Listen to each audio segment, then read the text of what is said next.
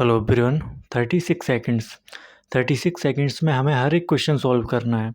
वो क्वेश्चन जिन्हें कई बार हमें समझने में ही 1 मिनट लग जाता है, वो क्वेश्चन अब हमें 36 सेकंड्स में सॉल्व करना है। पहले हम बाकी 3 सेक्शन से टाइम बचाकर मैथ को दे देते थे, फिर चाहे हमें 1 मिनट लगे या 2 मिनट हम मैनेज कर लेते थे। पर अब ऐसा नहीं है, गेम पूरी तरह बदल चुका है। हमें एक एक सेकंड सेव करना होगा अगर हमें सिलेक्शन लेना है। बहुत सारी चीज़ें हैं जिन पर हमें अभी काम करना होगा। वो सारी चीज़ें अभी मैं आपके साथ शेयर करने वाला हूँ। आई प्रॉमिस यू, अगर आपने उन सब चीज़ों पर काम कर लिया तो आप कुछ ही दिनों में ऐसे रिजल्ट्स देखेंगे जो आपने अभी एक्सपेक्ट भी नहीं किए होंगे। अभी सबसे ज़्यादा दिक्कत हमें मैथ में आ रही, क्योंकि अब हमें 36 सेकंड के अंदर हमें हर एक क्वेश्चन सॉल्व करना है। तो सबसे पहले हमें टाइम को सेकंड्स में काउंट करना शुरू करना होगा। जैसे हमें 15 मिनट मिल रहे हैं ईच सेक्शन के लिए। 15 मिनट जो कि 900 सेकंड होते हैं, अगर हम 25 से डिवाइड करेंगे तो 36 सेकंड निकल के आते हैं। तो हमें हर हर क्वेश्चन के लिए 36 सेकंड मिल रहे हैं। जब हम सेकंड्स में काउंट करेंगे तो हम सेकंड्स की वैल्यू करेंगे। अभी हम मिनट्स में काउंट करते हैं तो हम मिनट्स की वैल्यू करते हैं। पहले हम मिनट्स देखते थे कि कितने मिनट्स बचे हैं, कितने क्वेश्चन सॉल्व करने हैं। अब ऐसा नहीं है, हमें अब क्वेश्चन को सॉल्व करने के लिए सेकंड्स मिल रहे हैं, तो हमें सेकंड्स में काउंट करना होगा। जब हम सेकंड्स में काउंट करना स्टार्ट करेंगे तब जाकर हम सेकंड्स की वैल्यू समझेंगे। अभी हम मिनट्स में काउंट कर रहे हैं तो होता क्या है कि हम मिनट्स देखते हैं कितने मिनट्स बचे हैं। आप सेकंड्स देखेंगे तो आप एक एक सेकंड्स की वैल्यू करेंगे। जैसे मैं बताऊं, अभी आप मिनट्स में काउंट करते हैं, आप 1-2 सेकंड्स की वैल्यू नहीं समझते। 1-2 सेकंड अब बहुत इम्पोर्टेंट है। आप जब 1-2 सेकंड्स की वैल्यू करेंगे तो यही मिलकर बहुत ज़्यादा इम्पैक्ट देंगे। जैसे मैं अभी आपको समझाता हूँ, आप कोई भी क्वेश्चन सॉल्व कर रहे हैं, आपको टाइम लग रहा है। आप समझें, अगर एक क्वेश्चन में आपने ए 1 सेकंड बचा लिया तो आपने ओवरऑल 25 सेकंड बचा लिया। आपके पास 25 सेकंड एक्स्ट्रा हैं आपके पास, जो क्वेश्चन आप सॉल्व कर रहे थे। अब सोचें, ऐसे छोटे-छोटे कई सारे पॉइंट होते हैं जिनमें हम बहुत सारा टाइम बचा सकते हैं। जैसे कैलकुलेशन, हमने कैलकुलेशन थोड़ी ठीक कर ली, थोड़ा कैलकुलेशन में इम्प्रूव कर लिया, तो हमने 2-3 सेकंड अगर बचा लिए ईच क्वेश्चन में, तो ओवरऑल 25 क्वेश्चन है, 75 सेकंड बचा लिए हमारे पास। 1 मिनट 15 सेकंड ये एक्स्ट्रा आ गए। अब इनमें हम क्या कर सकते हैं, दूसरा क्वेश्चन सॉल्व कर सकते हैं। तो सबसे पहले हमें क्वेश्चन को सेकंड्स में देखना होगा। क्वेश्चन सेकंड्स में देखेंगे तो आपको समझ आएगा कि आप कहाँ कितना टाइम कहाँ इन्वेस्ट कर रहे हैं।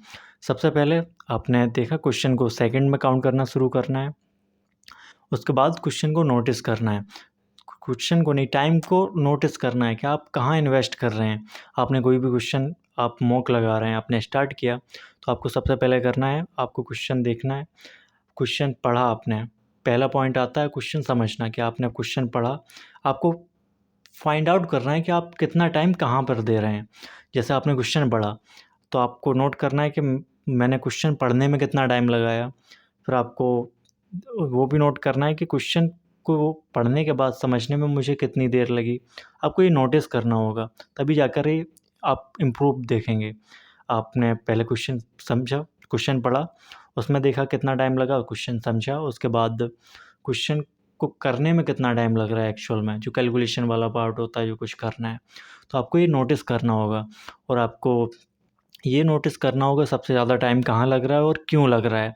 जैसे आपको पढ़ने में टाइम लग रहा है क्वेश्चन, तो क्वेश्चन पढ़ने में क्यों टाइम लग रहा है, आपको नोटिस करना है कि कई बार होता है क्वेश्चन को हम जल्दबाजी में पढ़ रहे होते हैं, बहुत जल्दी में होते हैं, क्योंकि प्रेशर इतना होता है, तो हमें लगता है कि टाइम हमारे हाथ से निकल रहा है, हमें बहुत जल्दी करना है। हम जल्दबाजी में क्वेश्चन पढ़ जाते हैं। जब हम क्वेश्चन पढ़ जाते हैं तो होता क्या है, तो हम क्वेश्चन समझ नहीं पाते, हम जल्दी जल्दी पढ़ जाते हैं, क्वेश्चन समझ नहीं आता। तो उस टाइम का कोई फ़ायदा ही नहीं हुआ, हमने 3-4 सेकंड ये बर्बाद कर दिए। तो होता क्या, तो पहली बार में हम अच्छे से पढ़ सकते थे फ़ोकस के साथ। अगर आप इस पे काम करेंगे, जैसे आपको पता चल गया मैं पढ़ने में ज़्यादा टाइम लगा रहा हूँ और मैं जल्दबाजी कर रहा हूँ, इसलिए पढ़ने में ज़्यादा टाइम लगा, तो आपको इस पे इम्प्रूव करना है। क्वेश्चन पढ़ना, आपको थोड़ा काम रहना है, क्वेश्चन पढ़ना है, आपने बस ध्यान में रखना है क्वेश्चन मुझे एक बार पढ़ना है। आपने क्वेश्चन पढ़ लिया, आपको समझ में आ गया क्या कह रहा है। तो आपको अब दूसरी बात आती है क्वेश्चन समझ में आना। क्वेश्चन आपने पढ़ लिया, समझ में, आपको कॉन्सेप्ट हाल माइंड में आना चाहिए कि ये क्वेश्चन बनेगा कैसे। जैसे कोई सवाल किसी ने पूछा तो आपके माइंड में अपने ऑटोमेटिक आ जाता है कि क्या जवाब देना है। तो आपको ये पता चल जाएगा, यानी कि आपको माइंड में आ जाना चाहिए कि क्वेश्चन ये बनेगा कैसे। अब अगर ये पार्ट क्लिक नहीं कर रहा है, जैसे इसकी बात कर ली हमें, क्वेश्चन फाइंड आउट करना है कि क्यों देर लग रही है या प्रेशर की वजह से नहीं हो रहा, तो उस पर थोड़ा काम करना है, थोड़ा खुद को काम करना है और उस पे थोड़ा ध्यान देना है। और सेकंड चीज़ आती है, क्वेश्चन समझने में आपको दिक्कत आ रही है, यानी कि आपको कॉन्सेप्ट याद नहीं आ रहा, तो हो सकता है आपका रिवीजन अच्छे से ना किया हो आपने। जिस चैप्टर का वो क्वेश्चन है, हो सकता है आपने उस चैप्टर को अच्छे से नहीं पढ़ा हो या आपने अच्छे से प्रैक्टिस नहीं की है। तो उस चीज़ पे काम करना है कि क्वेश्चन क्यों नहीं बन रहा है, क्यों मेरे माइंड में नहीं आया, कि क्वेश्चन पढ़ने के बाद भी ये क्यों नहीं आया, क्योंकि मैं पूरा चैप्टर पढ़ चुका हूँ, ये क्वेश्चन मेरे माइंड में क्यों नहीं आया, क्यों कॉन्सेप्ट हल क्लिक नहीं हुआ मेरे माइंड में, आपको उस पे काम करना है।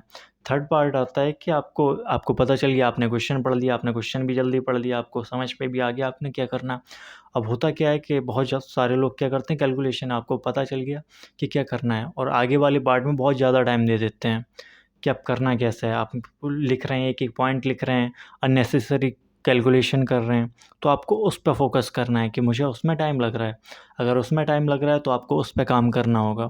उस पर काम कैसे करना है, आपने देखना है कि दिक्कत कहाँ आ रही है, कैलकुलेशन में आ रही, कैलकुलेशन में दिक्कत आ रही तो आपको बेसिक पे काम करना होगा, जोड़ घटाना, मल्टीप्लाई, डिविजिबिलिटी, आपको बहुत इन पे काम करना होगा। आपको टेबल्स याद करने होंगे, स्क्वायर्स याद करने होंगे, अच्छे से इन पे डेली काम करना होगा। ये ऐसी चीज़ नहीं है कि आपने एक आज पढ़ा, आज आपने 2 घंटे दे दिए सब पे, आपने रट लिया पूरी तरह से, आपने 2-4 दिन नहीं दिया तो आप वो ख़त्म हो जाएंगे। तो आपको थोड़ा थोड़ा देना है, आपने डेली 15-20 मिनट देने हैं, तो ये कुछ दिनों में आपके माइंड में बैठ जाएंगे। तो आपको अब क्या करना है, कैलकुलेशन वाले पार्ट पे काम करना है। आपको पता चल गया कि मुझे कैलकुलेशन में दिक्कत आ रही, कैलकुलेशन वाले पार्ट पे काम करना है। कैलकुलेशन वाले पार्ट में टेबल्स, स्क्वायर्स, क्यूब, ये बेसिक याद करना है, मल्टीप्लाई और क्या बोलते हैं, कैलकुलेशन की प्रैक्टिस करनी है। अगर कैलकुलेशन कैसे क्या करनी है, अगर आप चाहें वीडियो वगैरह मैं करके बता सकता हूँ तो आप सीख सकते हैं। और बेसिक मैथ पे आपको काम करना होगा, बेसिक रूल्स सीखने होंगे जिनसे कैलकुलेशन बहुत जल्दी हो सकती है, या शॉर्टकट कहते हैं जिसे, जैसे डिजिटल डिजिटल सम हो गया, डिविजिबिलिटी रूल हो गया, लास्ट डिजिट हो गए, इस तरीके से कई सारी ट्रिक्स होती हैं, आपको उन पे काम करना होगा। ये छोटी छोटी चीज़ें बहुत ज़्यादा इम्प्रूवमेंट देंगी। और आपको एक और चीज़ आपको करनी होगी, आपको प्रैक्टिस करनी होगी इस टाइम पीरियड में। जैसे अभी आप मॉक दे रहे हैं, खुद को काम रखने की, क्योंकि अभी आप खुद को काम नहीं रख सकते, क्योंकि इतना प्रेशर होता है, 1-2 क्वेश्चन गलत चले जाएँ, गलत क्या बने नहीं, और उस टाइम पीरियड में 2-3 मिनट भी बर्बाद हो जाए, उसके बाद जो प्रेशर होता है, उस प्रेशर को हैंडल करना आपको सीखना होगा, आपको थोड़ा रिलैक्स रहना होगा। आप इस तरह बेसिक्स पे काम करके बहुत टाइम बचा सकते हैं। आप सोच कर देखें, अब आपने मान लो कैलकुलेशन पे आपने कुछ काम कर लिया कुछ दिन, अब सपोज़ करें आपने कैलकुलेशन में कुछ पार्ट स्किप करना शुरू कर दिया, आप मेंटली कैलकुलेशन करने लगे। एक और चीज़ आपको करना है, ज़्यादा से ज़्यादा जितना हो सके आप मेंटली यूज़ कर सकते हैं कैलकुलेशन जो कुछ है। लिखने का काम जितना कम हो सके उतना कम करना है। और ऐसा कुछ है कि लगता है कहीं कहीं मिस्टेक हो सकती है तो लिखना ज़रूरी है, तो उस हिसाब से देख लेना, जितना कम लिखना पड़े तो उतना बेहतर है। क्वेश्चन पढ़ा और हाल-ख़ाल समझ में आया, बस हाल-ख़ाल करते चले गए। मैं बात कर रहा था कैलकुलेशन, सपोज़ आपने कैलकुलेशन में हर एक क्वेश्चन में 3 सेकंड बचा लिए, 2-3 सेकंड आप पार्ट स्किप करने लगे, आप मल्टीप्लाई करते थे, वो जल्दी होने लगा, आप ऐड करते थे, सब्ट्रैक्ट करते तो वो सब जल्दी होने लगा।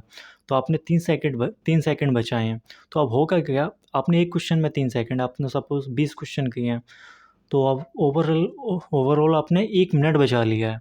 आप सोच के देखिए 1 मिनट में आप कोई टफ़ क्वेश्चन कर सकते हैं। और एक और चीज़ अब ऐसे आ रही है कि हमारे माइंड में आता है कि क्वेश्चन ये बनेंगे कैसे? ये अभी पॉसिबल नहीं है, अभी मुझसे भी नहीं बन रही क्वेश्चन, बनना क्या, अटेम्प्ट भी नहीं हो पाते 25 क्वेश्चन अभी तो। अब देखें, पहली चीज़ आपको ये माइंड में रखनी है कि ये क्वेश्चन जो 15 मिनट का जो सेक्शन आया, ये सिर्फ़ आपके लिए नहीं है, ये सबके लिए है।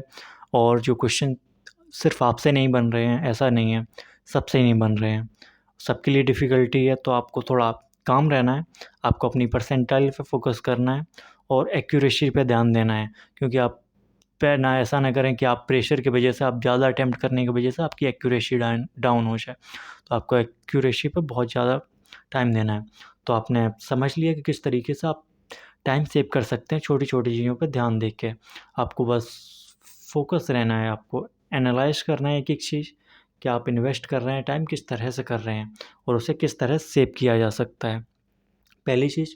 और दूसरी चीज़, अभी प्रीवियस हम होता क्या है कि अभी कुछ पहले जो मॉक दे रहे थे हम, जो कि सेक्शनल टाइमिंग नहीं थी, उसमें ज़्यादा मार्क्स आते थे। हम कंपेयर करते हैं उन मार्क्स से जो अब आ रहे हैं। मान लो 160 प्लस आते थे, अब 110 130 इस तरीके से अप डाउन चल रहा है। तो अब हम उससे कंपेयर कर रहे हैं पिछले प्रीवियस वाले से कि मार्क्स इतने आते थे, इतने ज़्यादा हो गए। बस उसे भूल जाओ, अब कंपेयर मत करो। करना क्या, आपको परसेंटाइल पे फोकस करनी है। आपको जितना ज़्यादा हो सके आपको प्रैक्टिस करनी है। जितना ज़्यादा हो सके आपको नोटिस करना है कि आप टाइम कैसे बचा सकते हैं। पहली चीज़, आपको पॉजिटिव रहना है। आप जब भी नेगेटिव सोचते हैं, होता क्या है, मेरा भी हो जाता है कई बार। मैं सोचता हूँ कि पहले नंबर ज़्यादा आ रहे थे, अब नहीं आ रहे, पूरा दिन ख़राब हो जाता है, उसका कोई हल नहीं निकलता।